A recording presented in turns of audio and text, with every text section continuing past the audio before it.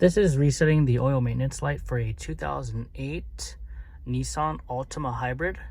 You can have the vehicle on, or you just go to the second position with the key, pushing it twice, and don't push the brake.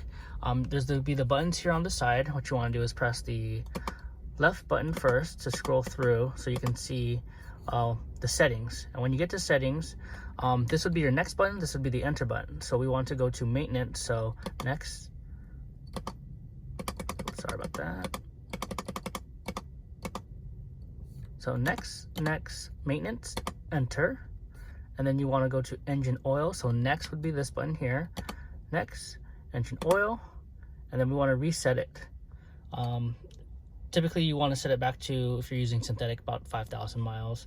So next, enter settings. I'm going to change this to 5,000 mile range, enter.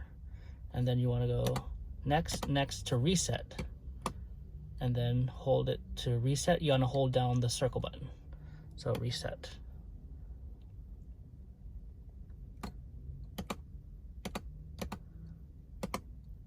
Right, there you go. And then do that for the oil filter and the tire rotation too as well, so it's the same type of deal.